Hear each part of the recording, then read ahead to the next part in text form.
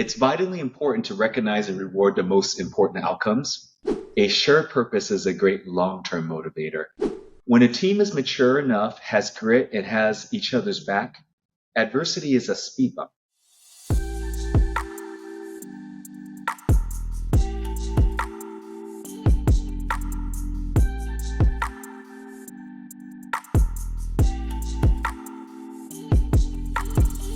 Minh Hua is a visionary leader playing at the intersection of behavior, data, and technology.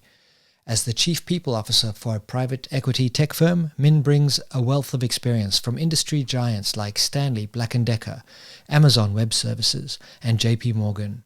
With an MBA in international business, Minh's insights are invaluable to today's dynamic workplace. Minh, welcome to the podcast. It's a pleasure to have you here. It's my pleasure, and I love what the Resiliency Institute does, and very glad to be here and to be talking to your audience. Thank you so much. For those who haven't met you yet, perhaps you could share a little bit about who you are. Yeah, name is Minh Hua. I'm currently based in Atlanta. I'm a HR professional, currently in the private equity space. I've lived around the world, and this topic resonated to me because as I worked around the world and in different industries, I've learned that sometimes what we think about high performance team and resiliency, there's a lot of noise and a lot of signals, and it's important to kind of filter the two out. Yes. So in your experience, what are the key drivers of high performance in a team? Yeah, I think the key driver, Brad, is, a great boss that tells good jokes and buys donuts, right?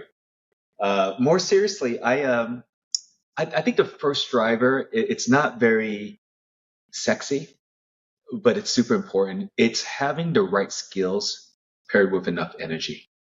This episode is brought to you by the Resilience Institute's new Resilience Assessment. It's designed to redefine how we understand and enhance organizational resilience with features like leadership lenses so that you can view your data from multiple perspectives. Imagine being able to understand mental health risk or well-being, resilience, even happiness within your organization and team by team. The tool features simplified scoring, and it's based on our robust and reliable resilience diagnostic and development framework. The resilience assessment is designed to equip leaders with the tools needed to support a thriving workplace. It's built on 2 decades of research, 5 rounds of psychometrics, and it will help you to identify risks like burnout before they affect your team, empowering you to build a healthier and more productive work environment. So click the link in the show notes below or visit resilienceeye.com and sign up for a demo. You can try it for yourself or book a demo for your team. The resilience assessment is where well-being meets performance, ensuring that your team not only survives, but thrives. Let's get back to the episode. Okay. It doesn't make an inspiring slogan, but it's practical. And I think that those are the 2 most important drivers of performance: the right skills paired with enough energy. Once we have that right mix, I think it's about incentives. It's vitally important to recognize and reward the most important outcomes. Most leaders I've worked with, and I'm sure you the same, Brad, is they think a lot about incentives, but we often forget to think about extinguishing disincentives.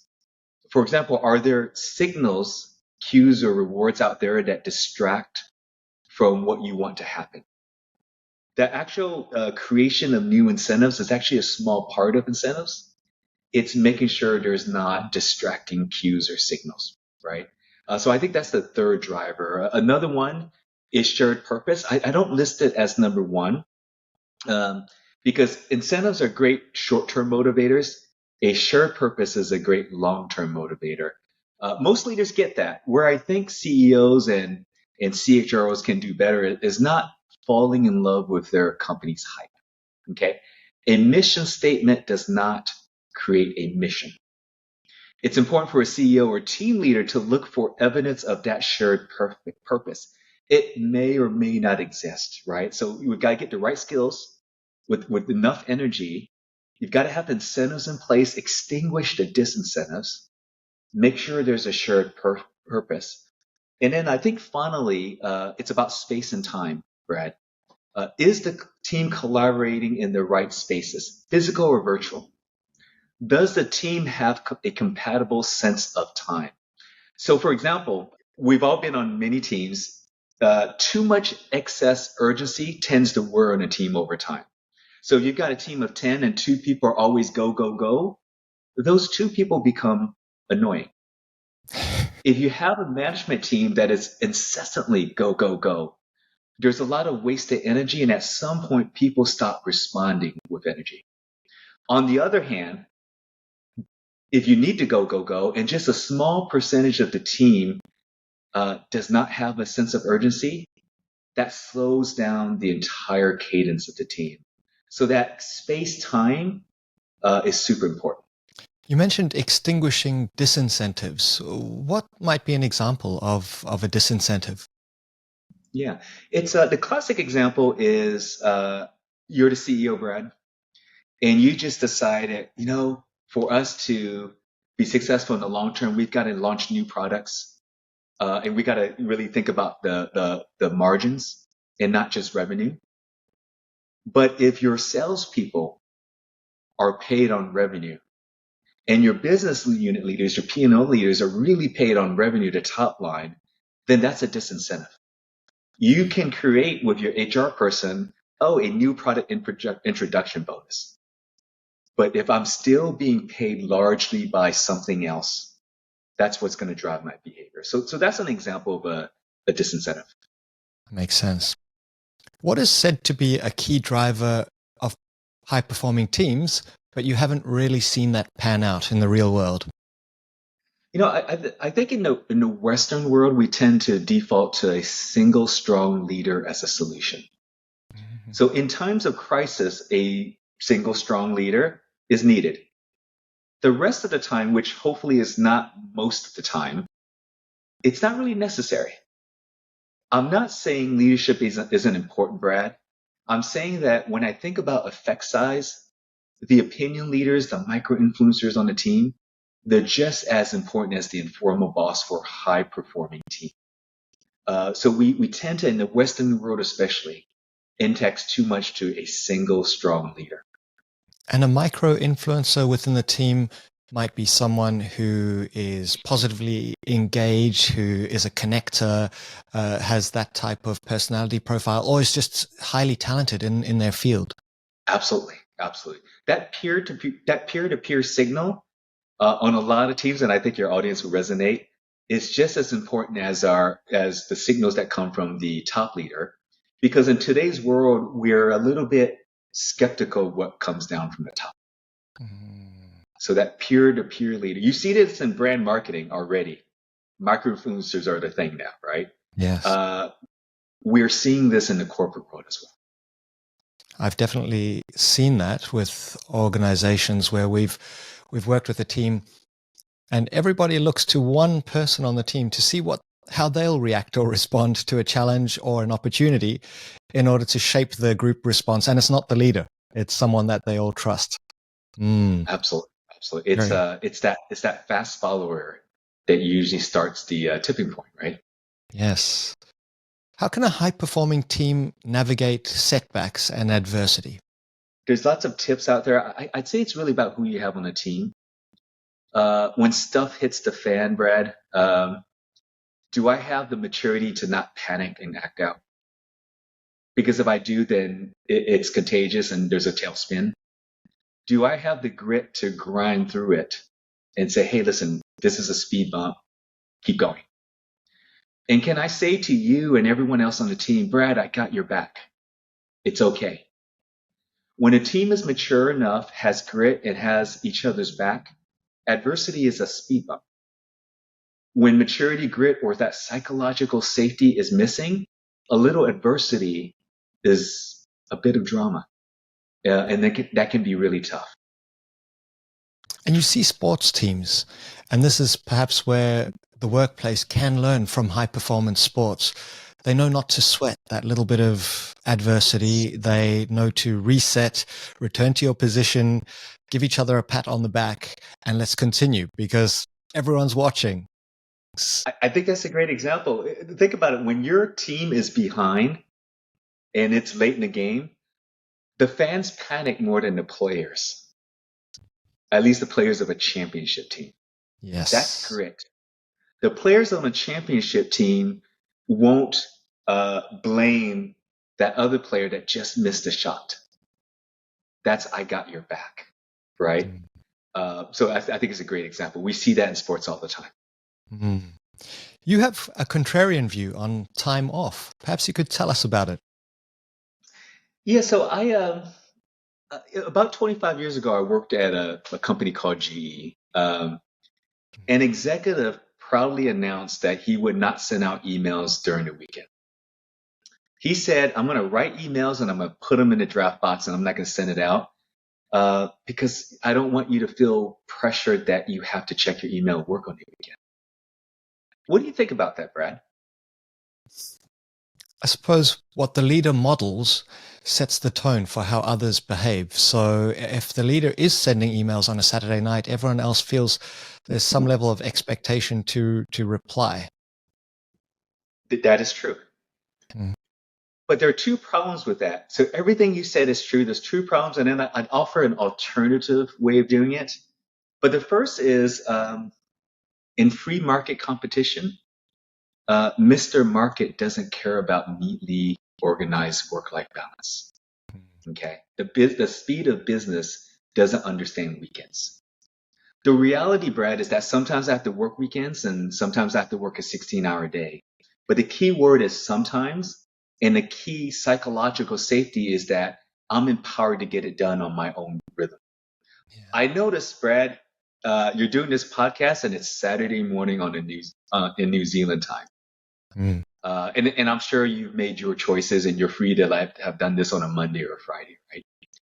That's The true. second problem with those types of kind of gimmicky things for performance or work-life balance is it creates inequity for a diverse workforce.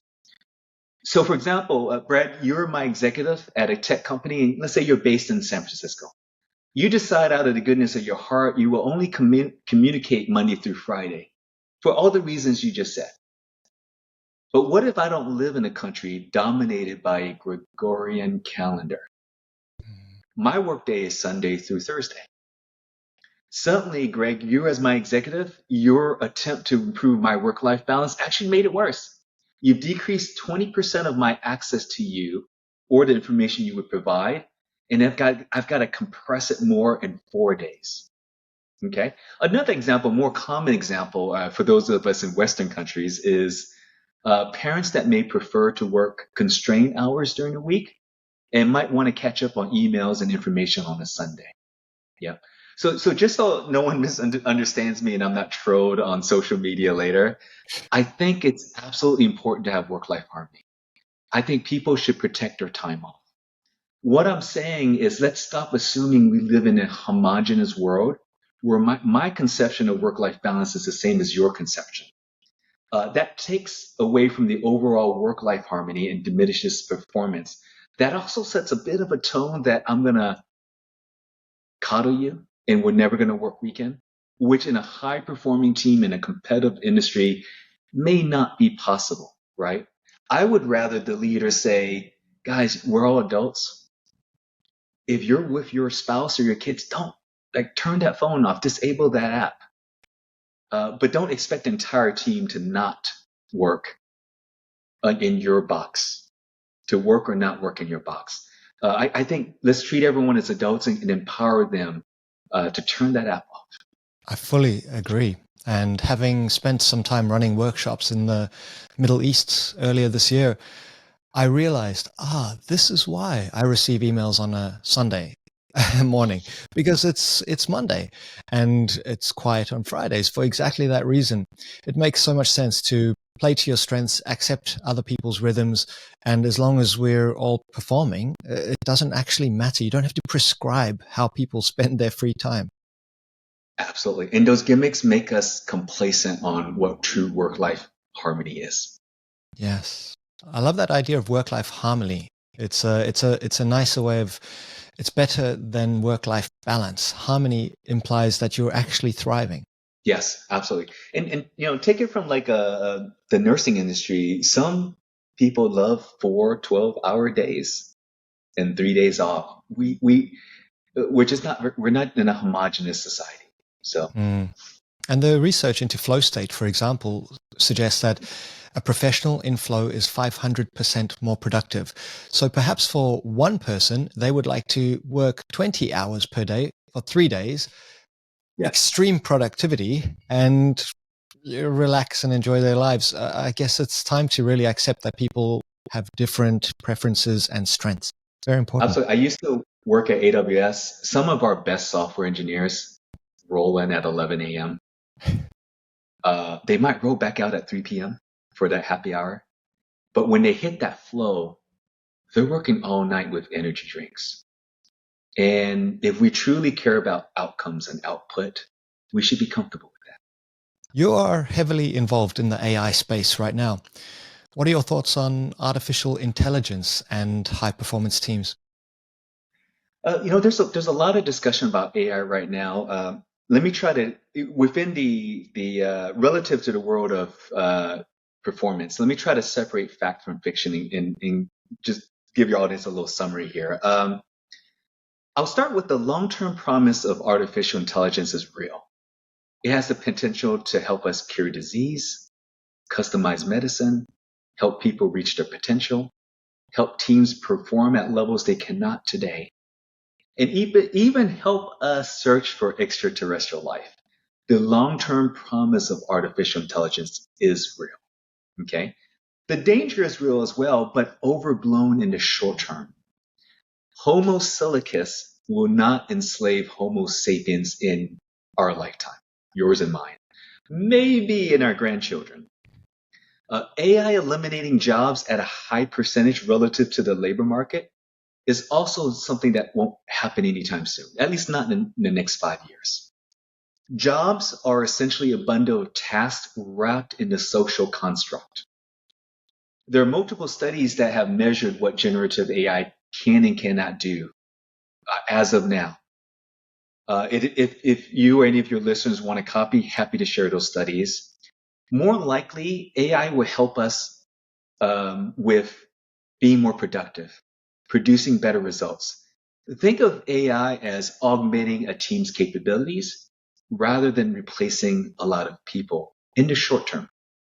And one last thing, generative AI, it's interesting, maybe the first technology to help lower skilled tier workers as much as higher skilled tier workers. So think about it. When the Gutenberg press was invented, you had to be part of the literate elite to benefit from it. And then the wealth gap divided. When the personal computer in the 20th century came out, you had to have a computer which was a bit expensive back then, and you had to have what we used to call computer skills to benefit from it. And the wage gap kept widening. At the turn of this century, the internet evened the playing field on raw knowledge and access to ideas. That's what the internet did. It democratized knowledge and access to ideas. Generative AI, beginning in 2023, is starting to even the field on inference, or the ability to draw a conclusion, take a lot of data, and just put patterns in front of you. And so there was one study on professional writers, and there was a footnote that most people didn't pick up. The usual things happened. Productivity went up. But what the researchers also found was that the lower skilled writers also improved. So the quality, not just the quantity, but the quality of output at every tier improved materially. So to me, that's very exciting because we're all in this together, and we don't want to leave behind 10, 20, 30% of the population of society that may not have, at least in traditionally defined, high skills. Homo silicus is a really interesting idea. And do you think the future, and this is just a speculation because none of us know, but obviously goes beyond just ChatGPT helping us research to integration with the technology? hopefully within our lifetime, we'll see AI closely integrated in what we do and can help us do things better. I know for a fact, because I'm in the industry, that there's a lot of money going into, agents, right? ChatGPT is kind of back and forth. You've got audio, you got video. Video is still improving. It's almost there. But what if you had a large language model that can get to know you deeply and essentially become your personal assistant? Think about the improvement of your life and your productivity, and think about if that was available all through the socioeconomic tiers, where the ability to make better nutrition decisions, financial decisions is there with every human being in society. That's pretty powerful. It is really powerful. Yeah, I used a tool recently and it ingested all of my podcasts, books, articles, and it was uncanny how it would answer questions in the way that I would. It down to the fact that it knew I enjoy surfing in my time off and various other things. It's fascinating. I think it can be a huge driver of high performing teams. And for a long time, I've wondered whether managers might not be replaced, but an AI would be much more efficient at resource allocation and playing to people's strengths and measuring how they're performing and helping them on that journey than a human, potentially. It's possible. Things that are very logical and is decision tree like, AI can do very well. Mm-hmm. But jobs are still, at the end of the day, a bundle of tasks in which AI can do quite a few of the tasks. Yeah. But it's wrapped around a construct. Yes. Perhaps an AI with a video avatar of you could do this podcast as technically good as you, Brad. But gosh, we wouldn't have as much fun. That's true. And I think your audience, after the novelty, would be less interested. Very true. We are, after all, we have humor and we find patterns amusing that an AI might not. And the AI has to be careful. Yeah. Where you can judge how risque, how careful you could judge humor. I don't think AI in the very near future, I don't think society is going to allow AI, although Elon Musk wants it, society won't unleash AI to take such risk. This is true. This is true. In one of your portfolio companies, you've built an all-star team, including execs from big tech like Apple, Amazon, Google, Meta, and Microsoft. What would you prefer? A team of star performers like that, or a team of reliable people who get along well? Brad, I'm greedy. I want both. When I assemble a leadership team, I look for here's my standard playbook. I look for the 5 best people in each niche, right? Whether it's a specific engineering niche, a specific science niche, I look for the top five best people. Then I pick based on culture alignment. Because when you get to the top 5, the increments between number 2 and number 4 is actually very small. Then who they are as a person is much more important to me. However, that's not the same as saying I'm going to pick number 345 on the skills ranking and be happy with good culture.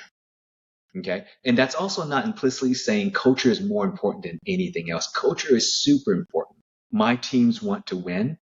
I need to pick smart people who know how to do this thing. And when I identify the 5 that are really qualified, then I pick culture.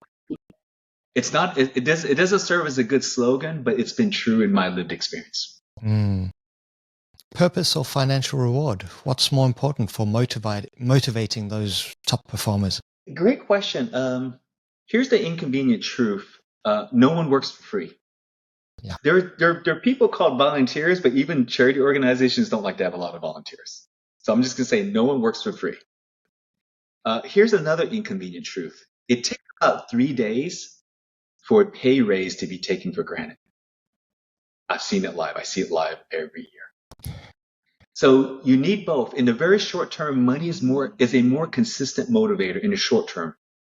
In the long term, purpose is a more reliable motivator. You've got to get money out of the way because you can't replace money with purpose because people will look at the purpose as an angle, right? From up top. You need both. So make sure the money is in the range of competitive, and then purpose becomes very powerful. Final question. Why is high performance so hard? What can leaders do to make it fulfilling? High performance is hard because human resources is an art. It's really not a science. There's a lot of studies about it, but it's definitely not a science. So you start with humans are just kind of hard. And then society has become more diverse, more demanding, and more tolerant of variances. That adds complexity to the system. It's good complexity, but it's still complexity. Leaders, the second question you asked, leaders can make high performance fulfilling by winning. At the end of the day, Brad, people like being at a successful company that they can be proud of. People like being on a winning team. The journey matters, our values matter, and how we do something matters a lot. And there's nothing like success. So that's why I'm not careful. I try to be careful not to oversubscribe to fads or gimmicks or headlines. And I look at my lived experience. I read a lot of studies, and I say, hey, what really worked there? Winning. We can have great work-life balance. We can pay really well. We can take good care. I can have Brad's back, but we've got to win. We got to win in the marketplace. Min, thank you so much. I've really valued your perspectives on this interesting subject of how to build a high-performing team. Lots to think about. I'll watch the interview again. Any final thoughts for those people who stuck with us all the way to the end? I love doing this because I can have a dialogue afterwards with your viewers. So happy to learn from all of you. Happy to answer questions. When I was at Amazon, there's a leadership principle called "all right a lot." I thought it was a little bit arrogant, and so I adopted a different version of it. It's called "I'm wrong a lot." So I'd love to learn from the audience. Wonderful. Where would you like people to go to connect with you? Go to Brad, go to Resilient Institute, or just find me on LinkedIn, and I'm happy to respond. Wonderful. Thank you so much for your time. We really appreciate it. It's late on a Friday afternoon, and wishing you all the best, Min. Appreciate your time. My pleasure. Thank you, Brad.